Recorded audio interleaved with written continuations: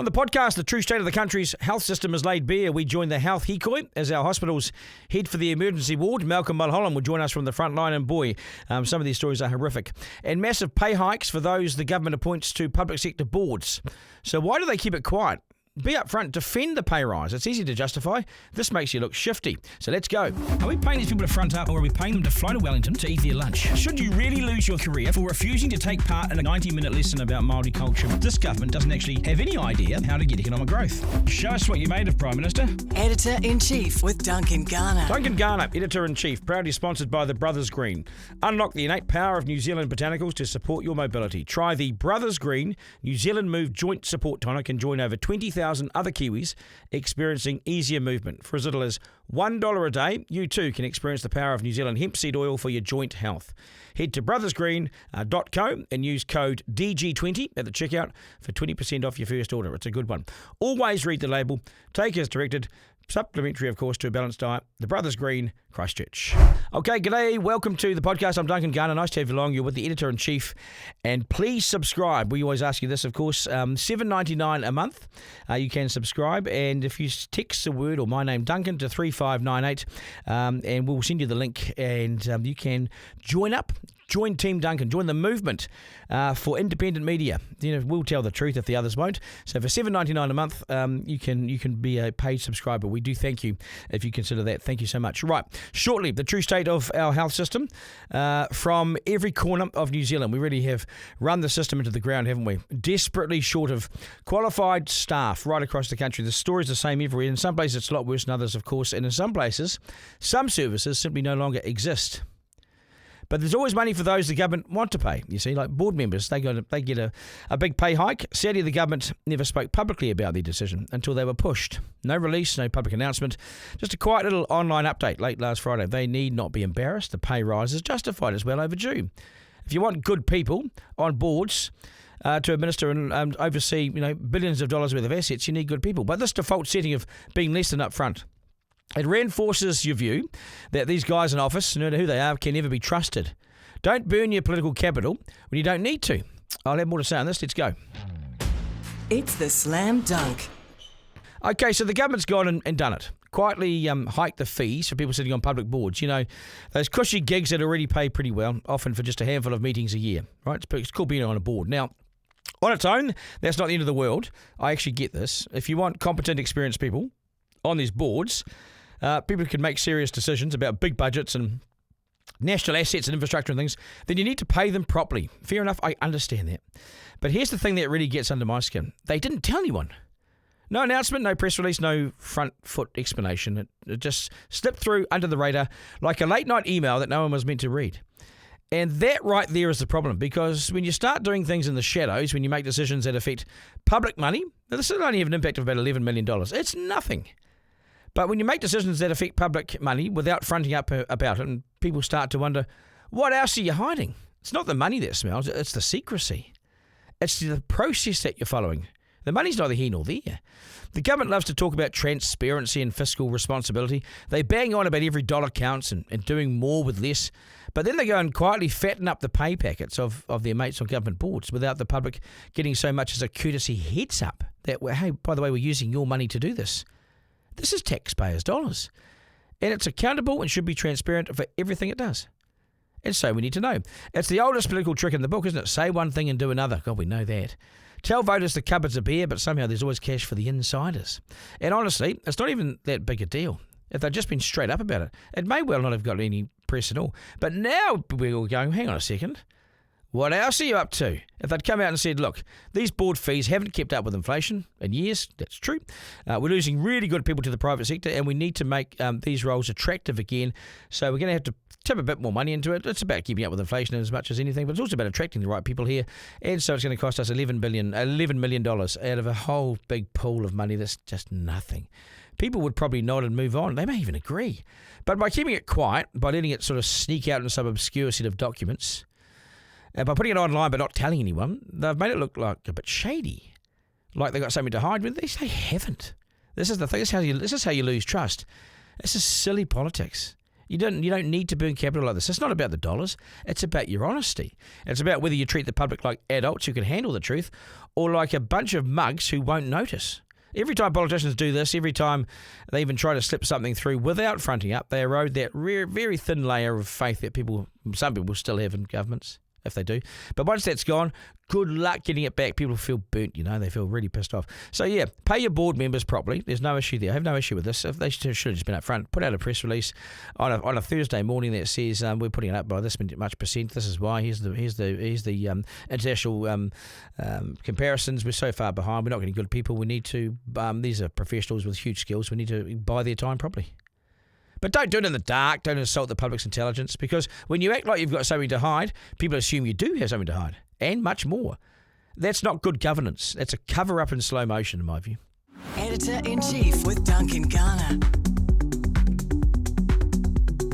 Okay, there's a hikoi for health on right now around the country, highlighting how thin our resources are and how vulnerable our hospitals are and how short we are of staff. Malcolm Mulholland is our man. He's leading the march. He's the one-man health whistleblower, I've called him. He's done the most amazing work in the last few years. He has held successive governments to account for their approach to health and for what they're putting in or what they're not putting in. He is a one-man health whistleblower, and we should acknowledge that before we even get underway. But he joins us now. Malcolm, g'day, and welcome to the podcast. Yeah, kia ora, Duncan. Where are you? Christchurch. I'm not supposed to be in Christchurch. I'm supposed to be in Hastings about now, or just leaving Masterton. But the van broke down outside Burnham military camp. Ouch. And so this is all your best laid plans have sort of gone up in smoke. So just to remind people what you're doing. So you're heading around the country and you're highlighting the issues in health in every corner of New Zealand, basically. Pretty much. We left from Westport, which is where the Buller Declaration started. So that's the logical place to kick it off. We left the trotting club, drove down to Bluff and worked our way up. And yeah, as I say, we got as far as about half an hour out of Christchurch, and then the converter for the exhaust decided to crap itself. It's an eye-opener, isn't it? I mean, maybe that's it's interesting that the van has crapped itself, because a lot of the health system has too, hasn't it? So it's kind of the imagery is maybe it's not such a bad thing. The imagery sort of suits the tour. But when you go into these places around New Zealand, and we've all sort of been to these places once or twice or whatever, we are a network of small provincial towns and nooks and crannies, aren't we? And sort of hospitals and health centres that look like something out of the sort of 60, 70 years ago, right? We are old, and we're not broken, but we're struggling, right?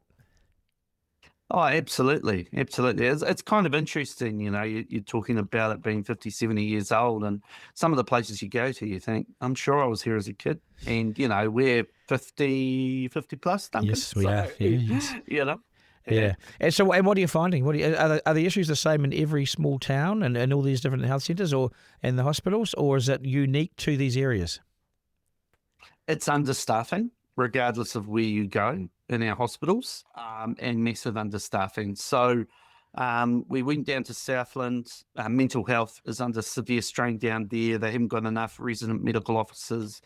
Dunedin, most departments are understaffed, but paediatrics in particular is very bad. They're at the point now where they probably will only be able to see acute cases. Timaru, again, bad right across the board. Christchurch, we've seen that in the media. ED is bursting at the seams. They just haven't got the space.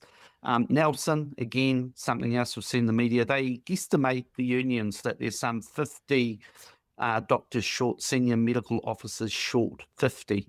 Wow. That's just horrendous. How do you operate? And how can you operate like that? Well, you can't. I guess this is why the doctors are speaking out and doing what they're doing, and same with the nurses. It's just an impossible situation. And, until they are able to recruit and bring people in, and let's face it, our wages aren't that attractive internationally. We know that we can earn more in Aussie. I just, for the life of me, can't see the situation being improved. And this is the same conversation I think we probably had.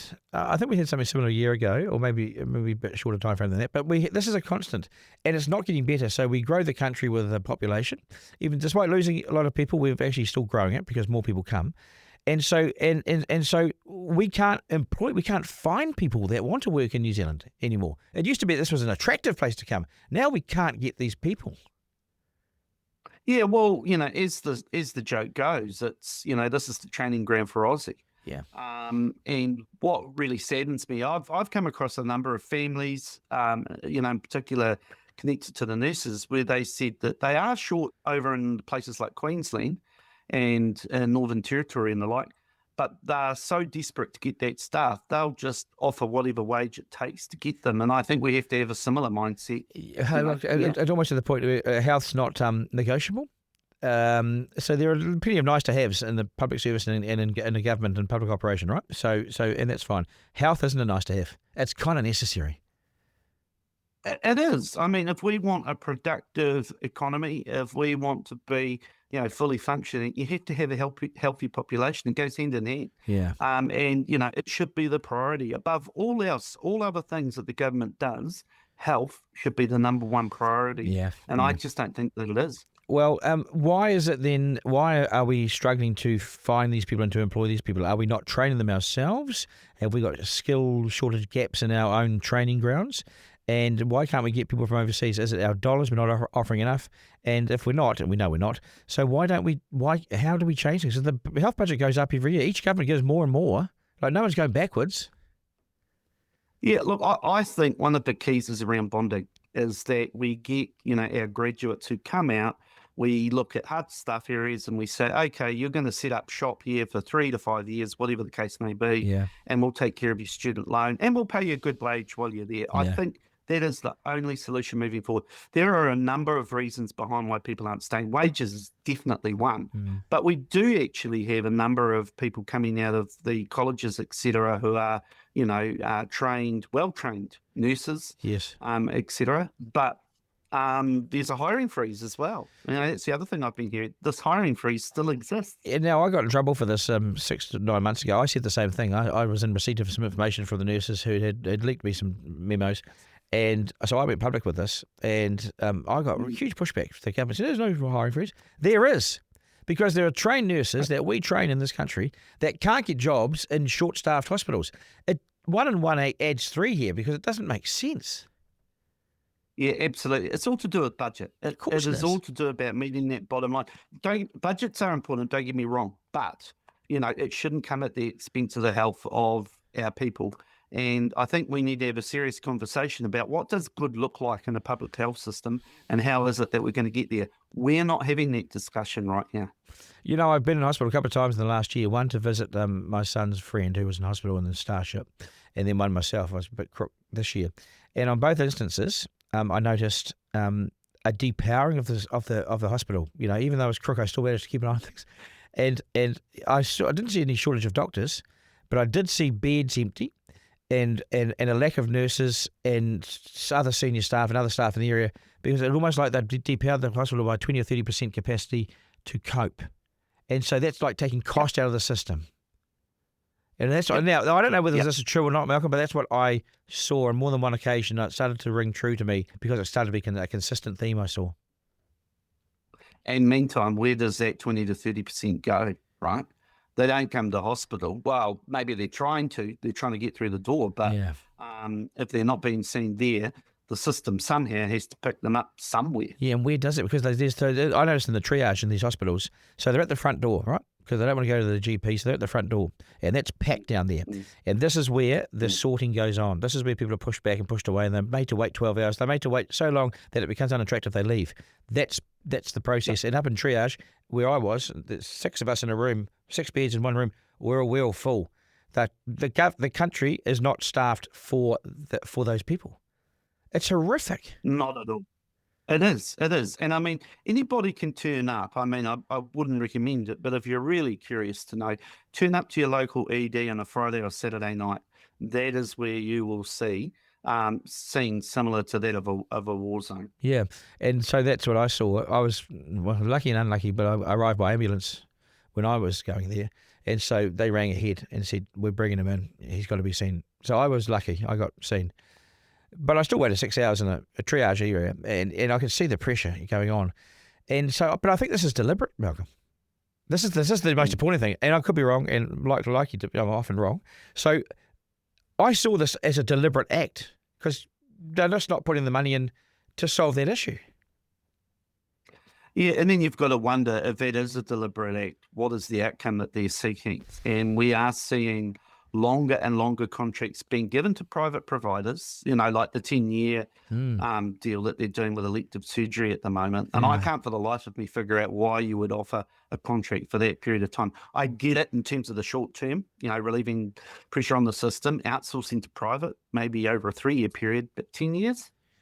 Yeah, but there are professionals now who are now speaking up who haven't in the past. They've chosen to um, be loyal employees who get on and do the mahi and that sort of thing. But now when you see these doctors and that speaking out, they're reluctantly speaking out, but they're having to because they're at that time, they're on the cliff. And I reckon that's something we have to take notice of as well. It must be bad if these guys are now striking, or these guys. I mean, they're doctors, how often do they strike? Yeah. Once in a blue moon of that. You're absolutely right. And I know that they're very uncomfortable having to strike. But the reason they're doing it, you could actually say to them, look, we're not going to offer you a pay rise, but what we are going to give you are another 500 doctors or whatever the number might be. And I suspect they would take it. Yeah. The reason they strike isn't so much to do with the money. It's more to do with the short staffing. Yeah. And so, because with short staffing comes the fact that you no longer have a weekend and you can't go to your holiday home. I mean, the money, they are probably let's be honest, they're well paid. In the scheme of things, they don't go without, in terms of their money, right? So that's big money, and so it should be. But they don't have enough of them now. So therefore, they don't get their weekends or nights or whatever, and that's when they get stressed out. They no longer have a life. So for them, it's about staffing, isn't it? Yeah, well, I mean, many of these doctors have families, as we all do, right? And they've got no time for that. They've got no family life. And what really angers and aggravates them is the fact that the minister comes out and he says, the most doctors on average earn whatever the amount is, and they all go, if I absolutely did not have a life and did it 5 years in a row, that might be true, but that doesn't ring true to them. Some of them haven't had the sabbaticals that the minister talks about, or the leave, or the annual leave for that. They can't take leave. I'm hearing from them that I've been in receipt of a few emails from people who have never got hold of me before to highlight the situation. And when you read it, they're putting a really reasonable situation forward. Their argument's really reasonable. And they deserve something more. I don't think it's going to get better soon. I wonder if it's going to get worse, because this government, to me, and all it's signalling is not going to suddenly open up the floodgates of cash. They're trying to pull money back. You've seen that from Willis. I mean, I don't think she's a great finance minister, to be honest. I know some people do, but I have different opinion of her. And I don't think, I think they've forced us into an even deeper recession with some of their approaches. Yeah, I mean, look, I'm no economist, but, most people you speak to talk about austerity, and, we're going through this phase at the moment. And wearing the historian hat, when you look at austerity, you can never see a government that seems to do better by taking that plan of action, right? Yeah. It's often when governments invest, and they tend to invest in infrastructure, if we go back to the Depression and those sorts of days. Yeah. None of that's happening at the moment, so it's really hard to see how we're going to get out of this. No, the infrastructure stuff is interesting, and they say that it's going to happen at Christmas time. But what are we waiting for another 3 months for? To get some of this thing checked off. What do we know? It's like that with hospitals. If you don't have a good health system, you won't have a productive people. By all means, underfund it, and then see what happens to your economy. And I reckon there's a bit of that going on now. And then people wonder, why is New Zealand not getting ahead? Because New Zealand's not that well. That's right. We've got patients that are waiting God knows how long for, really simple procedures, in some cases elective surgeries. They can't work. They're immobile. They are basically housebound. Imagine if we were able to give them the new hip, the new knee, and then, within the space of a month, they're back out there working. Well, imagine if we had a primary health service that was funded to the point where people could see the GP, so they never went to hospital. This is your problem. There's a Go2CS back, I mean, you would be picking that up, wouldn't you? Thanks. Yep. Oh, without shadow of a doubt. Primary care's in a real mess. Some of it's to do with the funding, but, there are cases. I remember going to Rotorua, and they were talking about a lot of them travelled to Te Awamutu because they can see a GP over there. I mean, that's ridiculous. What about in Palmy, where you come from? It's pretty bad there, isn't it? Yeah, things aren't much better. I mean, I've had the misfortune of having to go to ED with my moko. And I saw firsthand how packed that place was, and there's signs up everywhere that says, don't give us a hard time. We are suffering from bed block, which means the hospital is full. We don't have enough space to put people. We don't have enough staff. It is bad. And then if you don't want to go to ED, your only other option after hours, if you can get there by, I think it's 8:30, is to go to the after hours clinic where you'll be charged minimum $100. Yeah, plus a bit more too. But in saying all this, Malcolm, Yeah. there's, and I want to say this so I'm not accused of being too negative, that the people in the system are working incredibly hard. They're incredibly professional. The care that I've received this year for a bit of an issue that was a bit touch and go for me was incredible, amazing. And when I saw these young fellas in hospital as well, their care was fantastic. So the service was there for them, and it was very professional. But so I'm not having to go at the people in there, but it's not enough of them. No. Look, and that story is consistent throughout the country.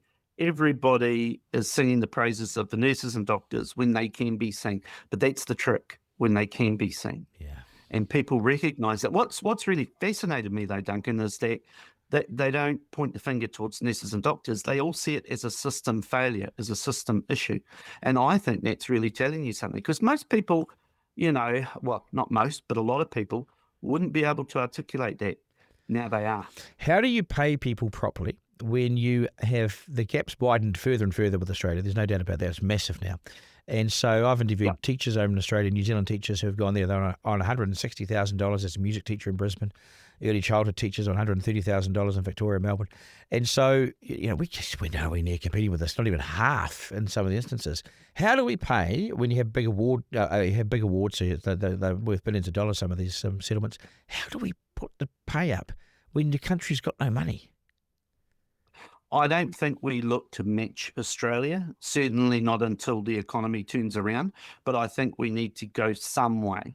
So, it might be a meeting at the middle, because most people who you speak to, yes, they do go there for money, don't get me wrong, but more often than not, they want to stay home. Yeah. Home's New Zealand, right? Of course, yeah. They don't want to have to go over the ditch. Yeah. So I think it's a combination of finding that right balance and then making the offer. And we need to be more creative in our approach. So as you say, the bonding stuff, I can't believe we haven't made that work anywhere as it is.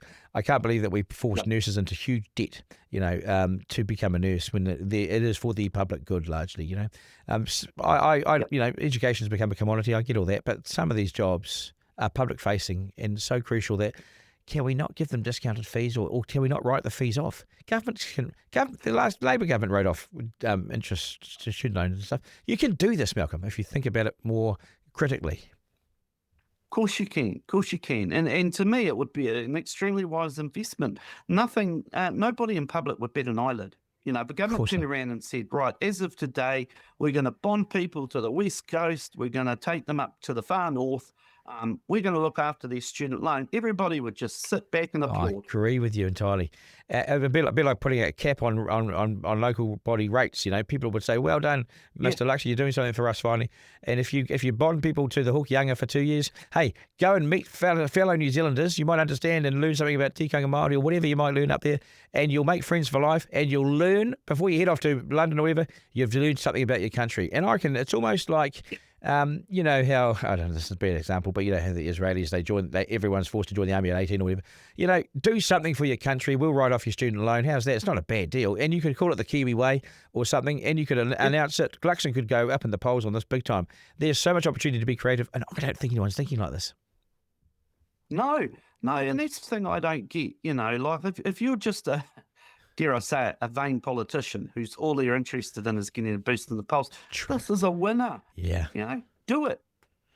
Yeah. And see, the public service isn't even armed these days to be creative. They look at what they've done before and it worked, so we'll stick to that. No one's hopping outside their lane to think in today's terms, because every year is different, and it's what we're looking at now is different to 1970 and 1980, and everything's different. There's different challenges, there's AI, there's different ways to solve people's problems. Anyway, you're doing wonderful work as usual, Malcolm. Where's next stop again?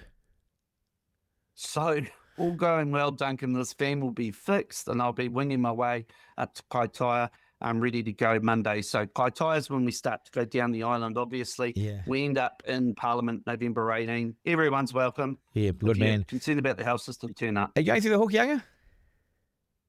I would like to, but we just don't have the time, unfortunately. It's a big space. That is a place, Yeah, we've got a few places up north. It's probably the most well-serviced in terms of the equally, but we just can't get I was going to say everywhere, that the health unfortunately. system is amazing in the Hookanga. It stemmed out of a model, free health model for more than 100 years ago that the government's kept as contractors, and they pay for this. That's really brilliant. It's a really remote places. Small, disparate Māori communities, but their clinics and what they do is pretty amazing. Yeah, I'll just put that little. Of course they're short-staffed and short of everything, but what they do is amazing.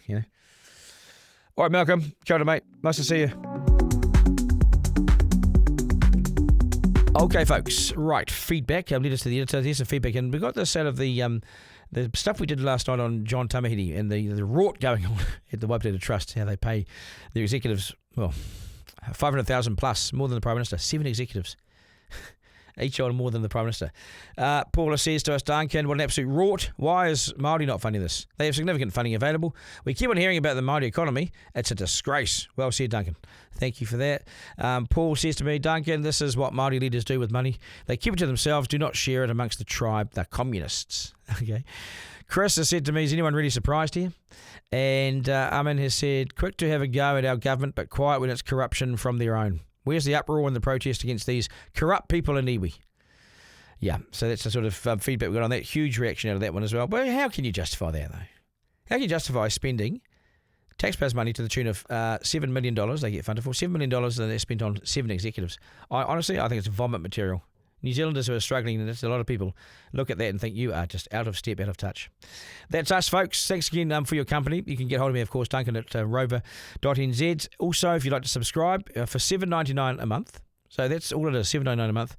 The price of half a handle of beer at a swanky city hotel. Okay, so you get half a beer, or you get 4 weeks of full-on extra content from me. Well, it's a no-brainer now, isn't it? Grab a couple of cheap beers and then have the content as well. That could be the way to do this, actually. $7.99 a month. Text my name, Duncan, to 3598. I'll send you the link and you can sign up just like that. Sign up for the month, sign up for the year. It's your choice. This will always be free, of course. The wider podcast, it's always here for you. The extra bit is the content you get or that you pay for. So it's going to be Ask Me Anything sessions. I'll do extra slam dunks, interviews, that sort of thing. For your eyes and ears only. As a paid subscriber, we do thank you. And you're joining a movement, remember. You're joining Team Duncan. We'll have merch out shortly as well. You got to tell me what merch we need too. Hats, T-shirts. What do we do? What do we go with? What does it look like? Tell me, okay? Duncan at rover.nz. Thanks to Lockie, thanks to Brody. I appreciate all their hard work and efforts they put into the podcast. Remember Life Day dress rehearsal, so get out and enjoy it, because when it's lights out, she's lights out. Take care, folks. Ta-da. Editor-in-Chief with Duncan Garner. Thanks for listening to this episode of Duncan Garner, Editor-in-Chief, sponsored by the Brothers Green. Feed your gut what it needs. Digest Gut Health Protein Powder. I use it myself. It supports natural digestion and gut health. Made with premium Canterbury-grown hemp powder and a unique blend of active kiwi fruit enzyme powder and kiwi fruit skin extract, offering natural prebiotics and a nutrient-rich profile to complement a balanced lifestyle. Always read the label. Take as directed. Supplementary, of course, to a balanced diet. The Brothers Green, Christchurch.